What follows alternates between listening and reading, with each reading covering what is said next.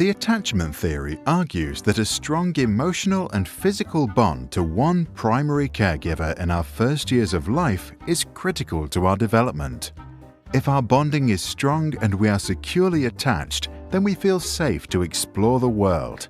We know that there is always that safe base which we can return to any time.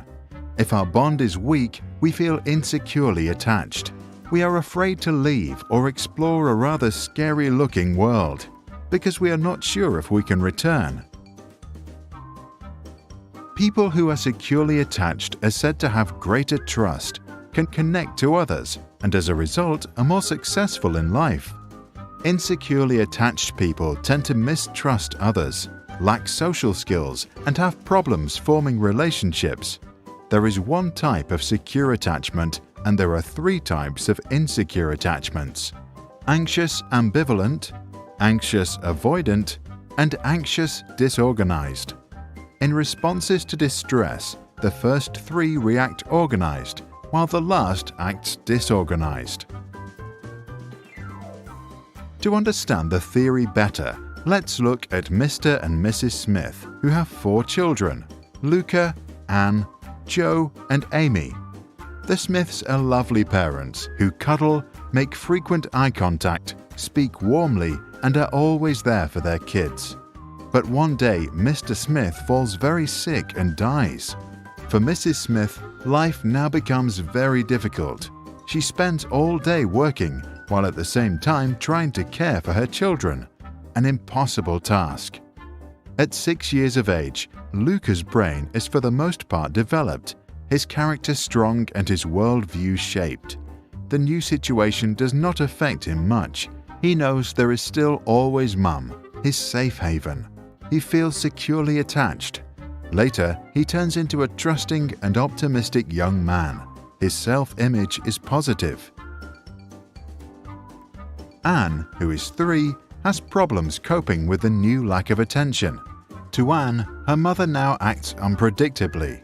She is anxious about their relationship and as a result becomes clingy. To get her mum's attention, she has to raise her emotional state and scream.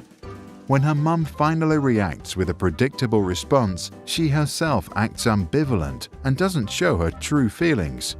Later in life, others think Anne is unpredictable or moody.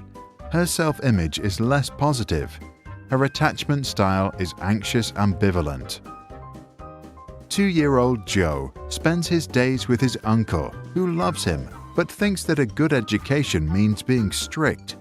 If little Joe shows too much emotion or is too loud, his uncle gets angry and sometimes punitive. This scares Joe. He learns that to avoid fear, he has to avoid showing his feelings, also in other situations. As an adult, he continues this strategy and has problems entering relationships. His image of himself is rather negative. His attachment is anxious avoidant.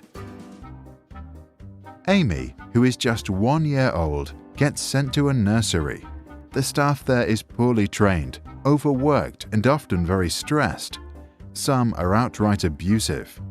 Amy therefore becomes anxious of the very people she seeks security from, a conflict which totally disorganizes her ideas about love and safety. As she is experiencing fear without resolution, she tries to avoid all social situations. As an adult, she thinks of herself as unworthy of love. Her self-image is very negative. Her attachment is anxious disorganized. Our attachment is formed in the very first years of our lives, a time when we are too young to communicate our anxiety and as a result can experience high levels of stress. Then our adrenal gland, an organ sitting on top of our kidneys, produces the stress hormones adrenaline and cortisol. The heart rate increases, the blood pressure goes up, and we become alert. If that happens frequently, it is called toxic stress. Toxic because it impairs the development of a child's brain and weakens the immune system. In embryos or at a very young age, toxic stress can even switch the expressions of genes, which can affect our health many decades later. By simulating a strange situation, we can assess an attachment style already by the age of 1. To do this, we let the child play with their mother for a few minutes inside a room. Then the child is left alone. The key moment is the child's reaction when her mother returns. Securely attached children first usually hug their mother, then can calm down and eventually get back to playing. Insecurely attached children can be ambivalent and avoidant. Some can't stop crying or refuse to continue playing. The long-term effects of our attachment in the early years are well documented.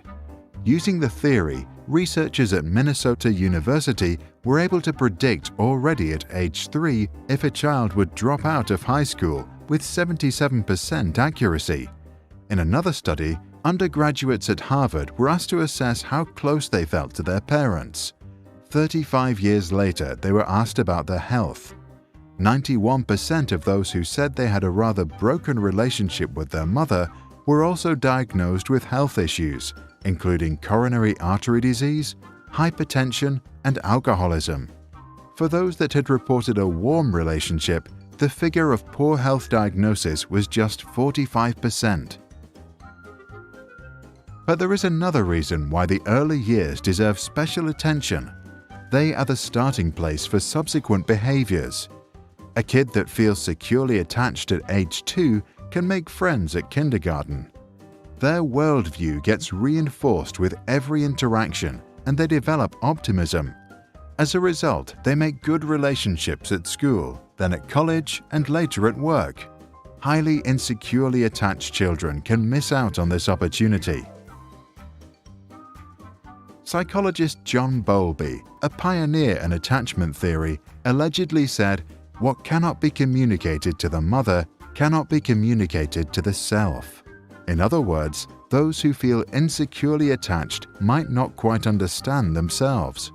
To get to know who they are and what they feel, they might have to go way back in time.